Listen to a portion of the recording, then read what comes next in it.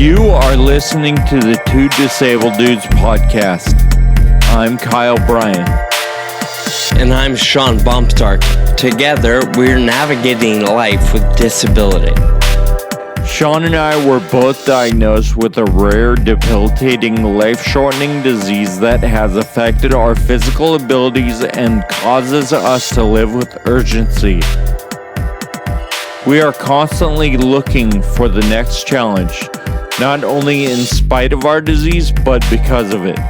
We are two dudes who constantly challenge our own abilities, and we invite you to do the same.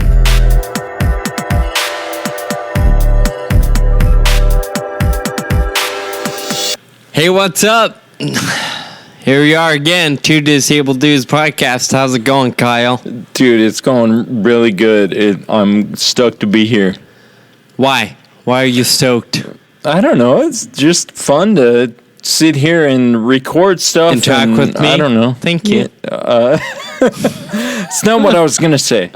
That's fine. I said it for you. So I've been really trying to get up early and ride my stationary trainer inside because it's freaking freezing outdoors right now. Nice. So I've been trying to get up at like 6:30 and I'll ride for half an hour because that's about all I can take on the trainer. Yeah, it's gonna get boring really fast. Yeah, it does get really boring. I had a super pole installed right by my trainer so I can get in and out of my trek. And if anyone wants to know what a super pole is, it's easy to just Google it. You'll see it's just a pole. Thank you for that. But also, I've been trying to. I've heard, I've been listening to a lot of podcasts lately, and I've run across several guests on podcasts that talk about the power of meditation. And so there's this app called Headspace, and the first thing it has on it is a series of 10 guided meditations that are just 10 minutes long. So I'll sit on my trainer, I'll do a half an hour on the trainer, and then put on Headspace for like 10 minutes and kind of try to meditate. I'm obviously not very good at it yet, and I'm not sure exactly what it's doing yet, but I'm enjoying trying to quiet my mind for a few minutes before I start my day. John Maxwell, he actually refers to something like that, meditation or whatever your process might be, as a form of reflection. And whether you're reflecting on your day or an activity or your week, it gives you time to actually learn from the experience. And he talks about how experience isn't necessarily the greatest teacher. It's your reflection on that experience and your takeaway from the experiences that become the greatest teachers. Excuse me. I like that a lot. It's that thing where you're like in the shower and your mind is just wandering, and then you have that epiphany, right? Sure. And it's all about the reflection, no matter how you get it. And so maybe if we can be intentional about it, like we can maybe have epiphanies a little more often. Or maybe we just need to take longer showers. I don't know. That could, especially when it's this cold out. Yeah. You're challenging me a little bit because, you said waking up early and riding your bike more and meditating and all these different really things that sound like great New Year's resolutions. And I'm sitting over here thinking about all the New Year's resolutions I'm going to begin to implement sometime. Sean, what's the date? What's the date right now? Could you remind me? It's toward the end of January, okay? But I don't like to, jump on things too fast. You gotta let the buzz wear off. Sean likes to pre-reflect instead of wait for it to happen and then reflect. It's valuable to pre-reflect. You gotta prepare. Anyway, we're going to move along before I start really feeling bad about my wasted 3 weeks of January. Kyle and I, we had a lot of fun. Last episode, we were talking about travel and mobility and had a good time doing so. And, well, as soon as it went to post, we started getting some comments on the website. We got a few questions via Facebook or the website and a couple of emails. So we thought it might actually be a little fun to answer some of those questions, comment back on those inquiries, and even tell some stories about ourselves and our own experiences. So that's what we're going to do today. We're calling this episode Travel Gone Wild. And why did we name it that? Because all of these stories revolve around travel, and it's pretty wild, or what? Yeah, and I was trying to act younger than we really are.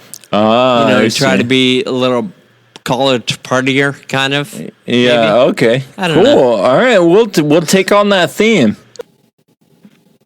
So, Sean, I wanted to thank everybody for the comments and questions they posted on our blog and on Facebook and all that.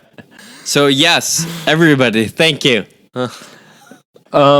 So, yeah, we wanted to thank you, and partly we wanted to thank you because it's becoming clear to us that we're going to start getting bored just talking to each other. And so, we need you to insert your comments and your stories and questions and stuff so that, me and Sean don't feel like reaching through the computer and strangling each other, I think it's a good point, Kyle. I mean, you're cool and all, but you're right. These weekly little phone calls they're just wearing me out, bro. Hey, man, I apologize for that. I never wanted to cause you any pain. Sure. Okay. Well, now I just feel like a jerk. Let's move on. This is what I've been looking forward to the most here, Kyle. Right here. One of the other things we talked about in the last episode, and I was shocked to hear that you haven't checked it out, but we talked about how much you travel and all the joy and experience and anticipation you have when you're going through TSA security and the excitement you get when they, have to search you and stuff. And well, I was shocked, bro. I know you travel so much. You live on the East Coast now, but your family is all here on the West Coast. And with all the travel you do, you've never explored the TSA pre-check option that almost anybody can get by just paying a little bit of money and going through an interview style, I think, kind of process. And last time we mentioned, I think it's about $85 and it covers you for many years. And I was just shocked. And since then, you and I have talked, you travel 90 days on average out of the year, which is about a quarter of the year. It's about a week out of every month or a little more. I mean, that's a whole lot of travel. And you've been doing that for, what, I guess almost 8 years now? Yeah, a little less than 8 years. But, Sean, I'm really excited to announce that I went in and got my TSA pre-check done this week. Wait, you got it done or you started the process? Well, I have to wait a week for it to arrive to actually get the little number, but I went in and I was kicking myself because it was seriously like a 3-minute appointment. Oh, I went in there, I gave her my passport, I put my hand on the little scanner, it scanned my fingerprints, And then she's like, all right, you'll get your number in a week. So, Yo, it was that easy. And I'm like, I waited 8 years to do this. What? Do you mind telling us how much that cost? It was $85 for 5 years. My gosh. So, yeah. So it's $85. How long is it good for? For 5 years. So, I mean, if you break it down by every time you go to the airport, for me, it's going to be like 50 cents or something per trip to the airport, or maybe less than that. But and if it were an option, I'm sure everybody would just pay an extra 50 cents to skip the line. Yeah, or like not here, take just their put your shoes off. 2 quarters in here and you can, oh my gosh, yeah. So That's insane. Another thing I want to point out here, Kyle, as much as I love you and I know you like to take initiative every once in a while, this appointment, now, from what I understand, you didn't actually make the appointment, did you? Tell us a little bit about how that came up. it was, in fact, a friend who heard the last episode, and she was like, "This is ridiculous." As I was. She heard it, and that day she knew all my information, so she like made an appointment and was like, "Here, just go do it." I'm like, "Oh, all right." That's insane. Well, thank you, friend. I was worried that next time I see you, which is probably only a month or so away, that I would have to punch you in the face, which you gave me permission to do. Sweet. I avoided a punch in the face. I'm pretty stoked about that. Well, good job. Hey, to keep it moving right along, another thing we talked about in the last episode was this story of a fellow FAer who had traveled for the first time by herself. She had taken a flight for a work event. Well, anyway, that individual, her name is Christina, and she wrote a beautiful, 1 page or so blog explaining and talking about that experience. And in it, she really talks about flying alone and then experiencing a city kind of by herself, but also with some new coworkers that she was still getting comfortable around.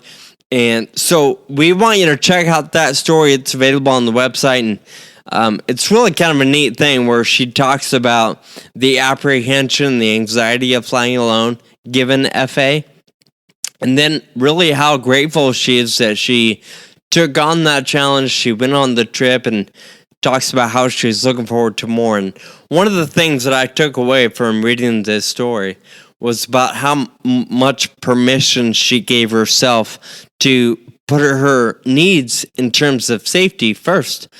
She wasn't being selfish in terms of where they went for dinner and how she slept and where she slept and what kind of Ubers they drove.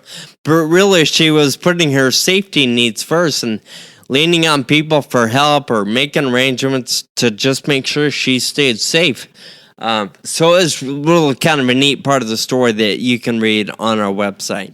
Yeah, I like that. And the part that I really liked about Christina's story was, how she discovered what a supportive community she has at her job. And, I commend them for that. But I also think that it's something that we can all look at and understand that people just want to help, and sometimes it's our responsibility to allow that to happen, and sometimes we'll be amazed at what happens when we allow that and see the neat community that forms around us when we allow it to happen. Absolutely. So, Christina, thank you for that story. Again, you can find it on the website, the same feed as all of our audio episodes.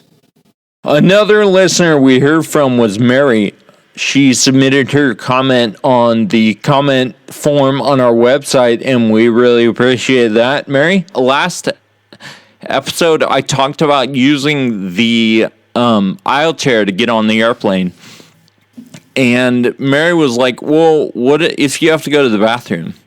How does that work? And During your during flight. the flight. Thank you. And I have to admit that I don't have a lot of experience with this, but what I understand from talking to other people is that every plane, I'm pretty sure every plane is required to have an aisle chair on the flight in the air.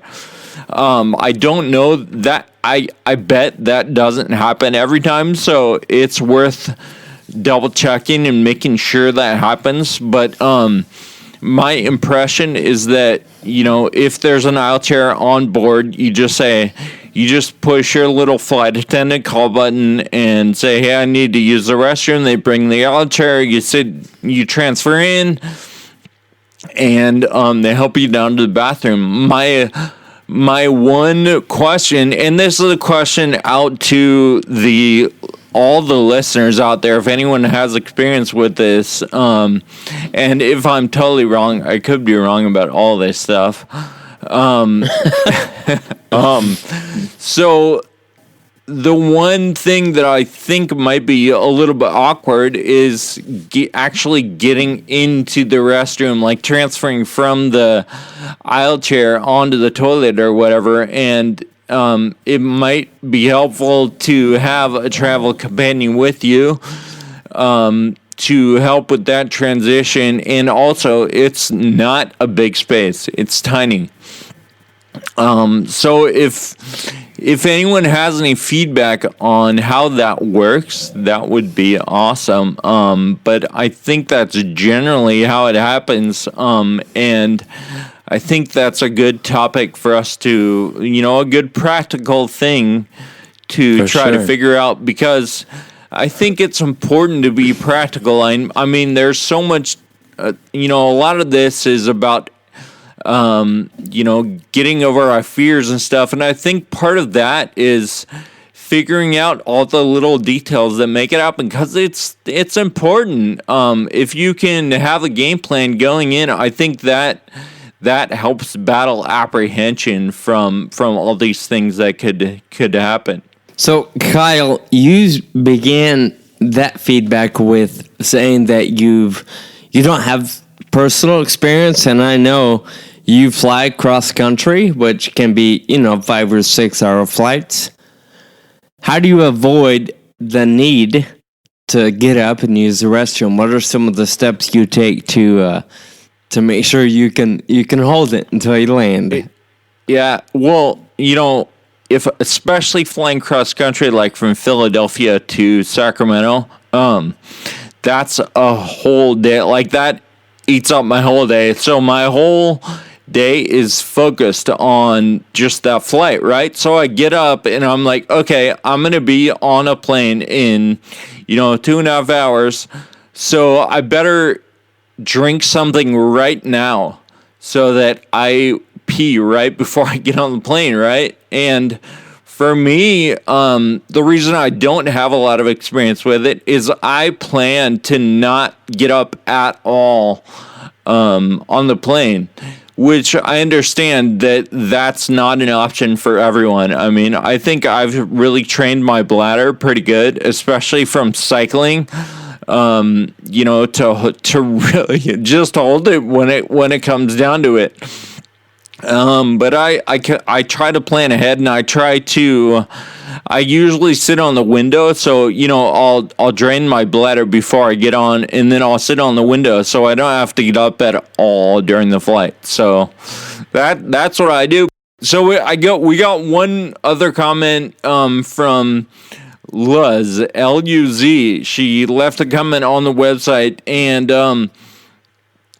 she had some really great stuff to say about traveling, but one thing she mentioned was hailing cabs, and that it's not exactly simple. And that triggered a thought for me. I traveled with a friend in China.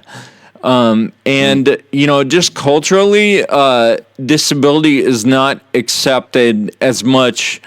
I think we're really fortunate here in the U.S. that there's a consciousness of a lot of different abilities and different needs that people have. And, I found in China it's much different just culturally. And so me and my friend would try and hail a cab, and nobody would stop. We'd seriously be on the street, on the curb for like half an hour, and all these empty cabs would go by, and they wouldn't stop. So finally, I was like, all right, maybe nobody wants to deal with the wheelchair. And so I would like go and hide in like under the eaves, like near the building. My friend would go hail a cab, and as soon as the cab stops, I like ambush out of the side. Oh, like, here I am. Me too. Yeah, don't forget me. And so, it was helpful to have him there, because we would take my chair apart, and it would be totally fine. But cabbies would just see that and be like, "Oh, I don't want to deal with that," Wow. And so there's one time we were on the curb trying to get a cab for like half an hour, right? And this guy it was like a motorcycle front with like two wheels in the back where you could sit like two people. So it was kind of like a pedicab, but there was an actual motor on the front of it, right? And so he saw us struggling to get a cab, and he's like, "Hey, I'll give you guys a ride. Like, where do you want to go?" So we get in, we're in the back, and there's no trunk, there's no place for anything to fit, right? So we're holding the wheelchair like on our laps in the back of this thing, and going to dinner. I have a sweet selfie, and maybe I'll post that if I can find it. But oh, sweet. So that experience has also happened, like even in New York City. Sometimes it's hard to get a cab. So actually, this is another time when we're gonna endorse Uber. I recommend Uber in those situations. But this was before Uber, and especially in Shanghai, where we were, there was no Uber at that time. Speaking of Uber, Kyle, I recently downloaded and tried the Uber Eats app. Oh, nice. I love it. Sweet. Is it? I don't use it at home, but I was traveling, and it was late, and I didn't want to go anywhere in an Uber.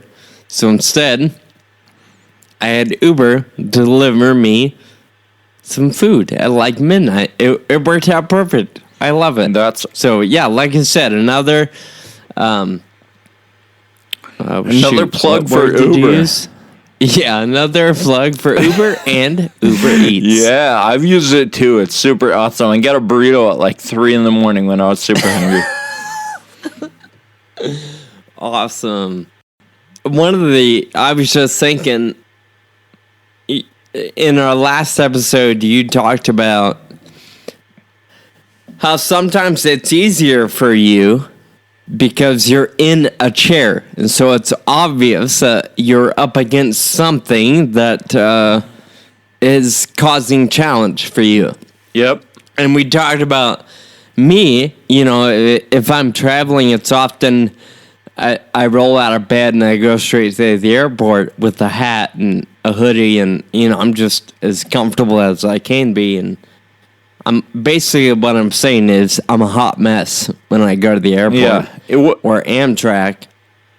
Go ahead. Well, you're gonna say I was a hot mess at all times, huh? I know where you're going with that. Anyway, so it's been my experience in the past where I believe it's super easy for people to look at me and be like, wait, what? Why is he in the handicap spot? Why is he this, that, and the other? Anyway, a story comes to mind for me, and I think we may have alluded to it last time. We talked about pre-boarding on your airplane, especially with Southwest. And as much as I love Southwest, this particular incident was not a positive one. But I recognize that it's because of the individual, not the company itself.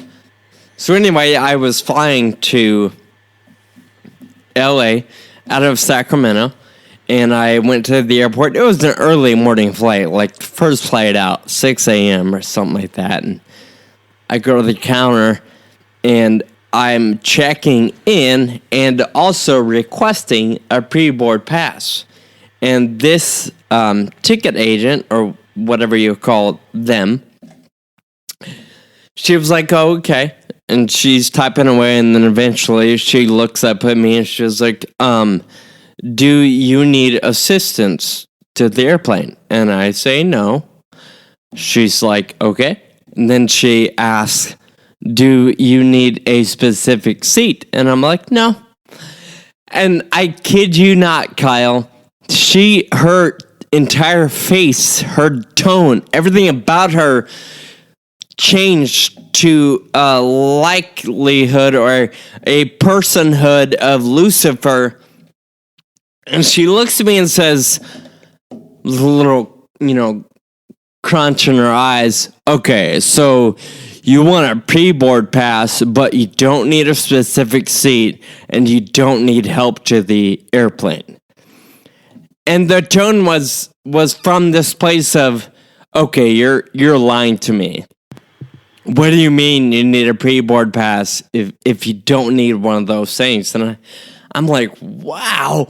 In my head, I'm like, I've never had this kind of response. I've never had issue.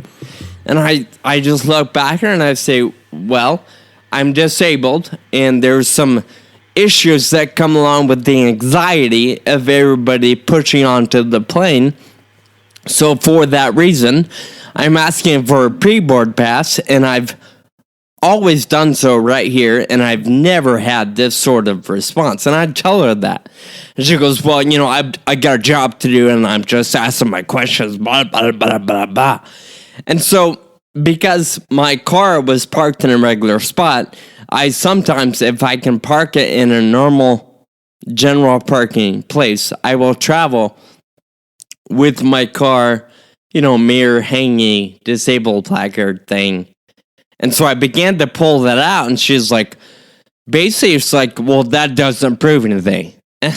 Oh, man. Who are you? Yeah. And so I'm like, I'm getting tense now in my face, right. And I know she can feel it. And I'm like, listen, I don't know what you're driving at, but I have never had this sort of pushback from Southwest Airlines. And as far as I know, all I have to do is request a pre-board pass, and it's your duty to give me one. So whatever you need to do to make yourself feel better, just as long as I walk away with the pre-board pass. What do you want to hear from me? And I'm like, I'm mad. So how did that go over with her? So here's, basically I got to the point where I'm just staring at her in the face, and I'm like, okay, sure, yes, fine, yes, okay, thank you. And she's like, well, I'm just doing my job, and I got to ask these questions, and you have to answer yes to one of them. I'm like, fine, yes to all of them. So she's like, all right, I'll give you a pre-board pass today, but in the future, blah, blah, blah. And I'm like, okay, cool. So the reason why I'm telling this story, and the reason why it sticks in my head, is not because of that particular part, but because I take my ticket and I go up the escalator and I get on the little tram to go out to the gates. And while I'm on the tram, I think to myself, ooh, I wonder if I was lucky to get TSA pre-check. Because, like you said, Kyle, sometimes it happens randomly. So I'm on the tram, and I look at my ticket. I'm not TSA pre-check, but I realize in that moment that I do not have a pre-board pass. So after our entire monologue or dialogue back and forth, and after she made a point to let me know that, I was breaking the rules or whatever, and I made it a point to let her know she was breaking the rules. She failed to give me a pre-board pass. The rules of decency. Right? So I get off the tram, and I notice there is nobody in line at security. And I think to myself, this is where there's a big difference between me and a lot of other people. I think to myself, there are two ways I can handle this. I can either not care and just go get on my flight and be done with it, or I can give some feedback. And then there are two ways I can give feedback. I can either call and sit on hold forever, or because there's nobody in line at security and I've still got a little bit of time before my flight starts boarding, I can tram my skinny little butt back to the ticket agent or ticket counter and basically call her out. And so I chose to go back to the ticket counter and engage in a very unfriendly conversation with her you're and that her supervisor. Guy that like, I go to the airport and I'm like, what's up with that guy? Why is he so pissed? 100%, I am that guy. If, like you said, somebody fails to offer basic human decency, there was nothing. I wasn't in the wrong. Right. I simply made my request, and she made it known that she didn't believe that I needed or that I was eligible for a pre-board pass. And I'm definitely that guy. If I see something wrong or if I'm treated wrong, I can't let it go. Yeah. I won't. Yeah. I choose not to let it go. Anyway, I'm getting mad just reliving the experience. Part of the reason why it was a big deal to me, and the reason why I wanted to address it right away, is actually in this particular case, I was taking the same exact flight the very next day. So this particular day, I was flying to LA and flying right back. And then the very next day, I was flying back to LA and staying a couple nights before I returning home. So knowing I was on the same exact flight schedule, same exact time and everything, I was afraid that I would come back the very next morning and encounter Dana again. Yeah. And Dana was her name. I'm not making that up. I will never forget Dana. So have you seen her at the airport again? You know, funny story. Every time I fly Southwest out of Sacramento, I go to the ticket counter in hopes of finding her. But I've never seen her again. So, Sean, what's the moral of this story? What can we learn from your experience? Because, you know, one of the things that we hope to get out of this podcast is learning from terrible experiences, you know? You know, I don't think there is a point. No, I think it's good for, you know, listeners out there who aren't disabled to realize that everything isn't always as it seems. You can't judge a book by its cover. You don't know what that person is up against. And I used to do this all the time. I'd see a car park in the handicap spot with the placard, and then somebody get out of the car and they appear to be just fine. Well, I've since learned that appearance isn't everything. So I would encourage those listeners to be careful with your perspective, and then also encourage people like me, who, like I mentioned last time, have a short temper, to be a little gracious and to help people understand. I definitely was not in a place of helping her understand. I got defensive really fast. Yeah, I think that's easy to do. And I know what, nobody blames me for that either, because I think also, you know, one of the things to realize is that it's a difficult situation from both ends too. You know, like she mentioned, she was just trying to do her job. That does not excuse any of what happened. But, you know, just a recognition that it's difficult from both ends is one of the things that comes to mind.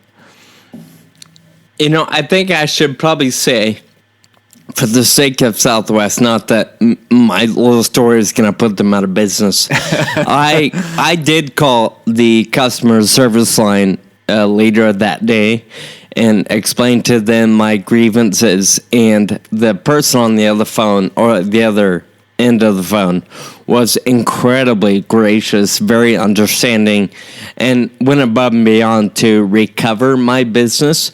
So from that respect, I still love Southwest, and I still choose to fly them. And like I said at the very beginning, this particular individual just was not in a healthy place that morning. So, Sean, I think in the sort of moral of the story, you talked about, having basically a invisible disability, right? And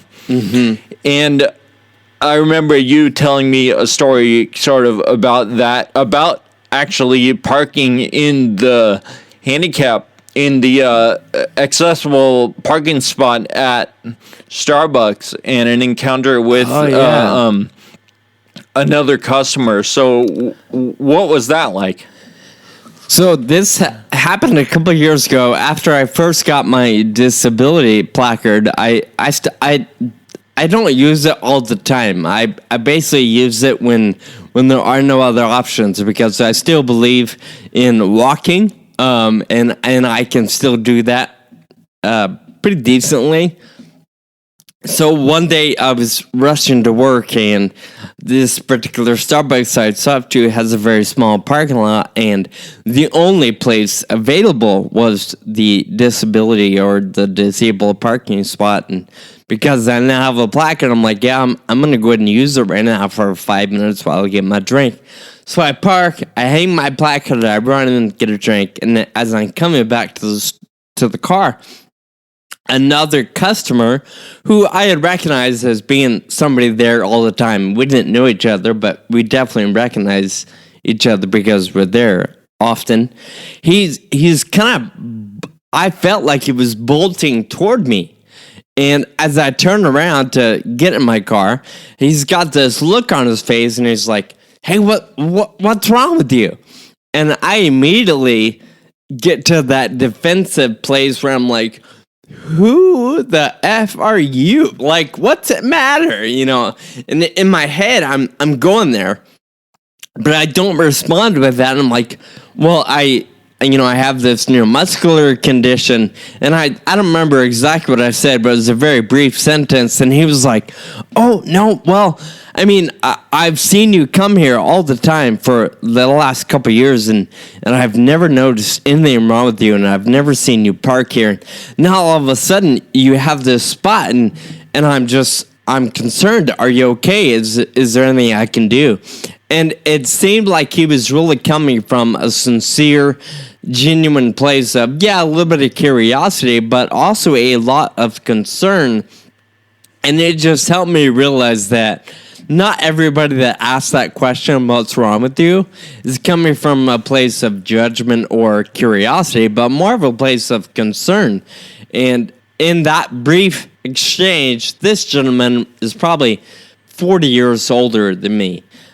But it was just a good lesson for me to realize and to see that even though his question may have been phrased a little funny, he had no bad intentions. So I certainly appreciated the lesson I learned there. Yeah, I like that. Like, I feel like it's a good example of community. Like, I feel like, especially at a Starbucks or something, you go in with your head down, you get your drink, and you leave, but this guy was like, "I've seen you around, like, I'm interested in what's going on, and I'm concerned about you because you're part of my community, like, you go to my Starbucks." Good point. Yeah, so that's true. I like and that. We had never talked before then. And of course, since then, we talk every time we see each other. He's a super nice guy. Well, what about you, Kyle? Are there any stories that stick out? I know you talked about China and hailing a cab, but another time I was traveling in Ghana with my girlfriend at the time, and we had been, I was traveling in Ghana for like 3 weeks, and Ghana, Africa, and so there's these little buses that take you from town to town, and they're called trotros. And it's like it's like, it's not as big as a full-on bus, but it's not as small as like a 9-passenger van or whatever. And in these trotros, like, it's so packed. There are seats that fold down in the aisles, so every seat is full, like, all the way across. I think there were goats strapped to the top of this trotro. Wow. And so, you know, it's just a totally full experience. And so we're driving down the road, and one of the roads that was freshly paved, and one of the few. And so we're going like 70 miles an hour down this road, and all of a sudden the back of the van just drops, and we start skidding out of control and slowing down. And so we're like going in the wrong direction in the opposite lane of, luckily there's no traffic, but like we're in the opposite lane. So finally the driver pulls it over to the side. Everybody piles out of the van and finds that the wheel had fallen off of our trotro. So everybody's out, and the guys that were operating the bus, they go back and they find the wheel, and they find 3 of the 5 bolts that were holding the wheel on. They jack it up and they put the wheel back on with 3 bolts or nuts or whatever they are, and we get back on and like go on our way. And we're going to meet this group of people, and we get there, and nobody even recognized the fact that we were 2 hours late. Like, it didn't matter at all. And that's what I've found in Ghana a lot, is that, like, seriously, it seemed like you could be like 2 days late, and people would just be like, "Hey, good to see you. What's going on? Let's catch up." And, you know, so it was insane, because like, I'm just freaking out, just going, "Oh my gosh, the wheel literally is falling off of our bus." And like, no one's really concerned. They just get the wheel, put it back on, and we keep going. And, that's amazing.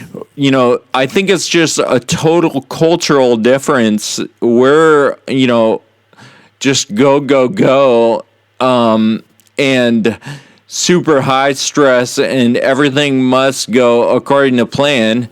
And you can't argue with the fact that there's like, whatever, like, let's just keep going from where we're at right now. It like, literally, it's in the past. It does not matter, and you're here now, and let's do what we need to do. So, you know, it's crazy with that one. That would never happen.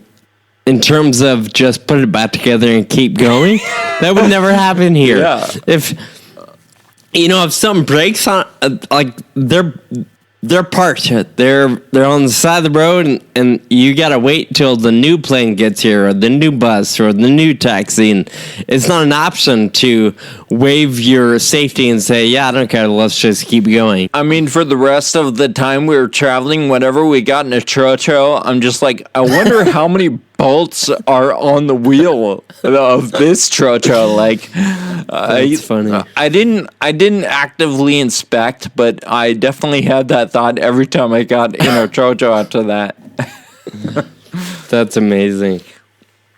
You know, I think that's a great point. Of there are really 2 ways you can face life, and that reminds me of a quote from Jim Rohn, who is a self-development expert. He wrote, "There are 2 ways to face the future. One is with apprehension, and the other is with anticipation." And with the story you just talked about, you can be apprehensive and sit on the side of the road and wait for another bus, or you can put it back together and anticipate a safe arrival and moving on with life. And I think that's true and indicative of a lot of different things. If you go through life with this reservation of fear and apprehension, you're probably going to either move at a much slower pace or you're not going to move at all. And I'm encouraged by that quote because, no matter what you're up against, there's still things to anticipate, good and positive and exciting. No matter what it is you're facing, there's good can come of it. So having that mentality and that perspective of still anticipating great things is definitely the way of life that I've adopted myself for sure. Awesome. And I wanted to throw a quote in there as well as we close out this episode. And the quote I have is from Helen Keller. And I'm sure everyone has heard this quote before, a lot of people. But the quote is, life is either a daring adventure or nothing. And, we can either sit around and think about all the things that could go wrong, or we could always go and just get on with it and do the adventure. And so I really like that quote from Helen Keller, and we both encourage everyone to travel more and to always go and experience everything that this life has to offer. Absolutely. Like you said, Kyle, just roll with it. See what happens. Anticipate great things and enjoy the adventure as you go. Yep. That's a great quote. Awesome, man. Well, I love that. And with that, we will close out this episode. So thanks for joining me for this conversation, Sean. And of course, thank you to all the listeners who provided feedback. And we want to encourage that on an ongoing basis. And we'd like to feature feedback on the show each episode. So keep it coming. Thank you. We did launch a Facebook page. Please be sure to find us, like us, and follow us there. Thank you so much for listening today. We'll talk to you soon. Thank you for listening to the Two Disabled Dudes podcast. To find this episode and links to some of the stuff we talked about today, find us online at twodisableddudes.com or subscribe on iTunes. We'd like to hear from you and feature your feedback and questions on future podcasts. Be sure to visit us at twodisableddudes.com to find our contact info and connect on social media. Special thanks to our audio producer, Jake Tompkins, who also composed the music. We'll share a new podcast every other week. We hope you'll listen and share it with a friend. Until next time, keep living with urgency.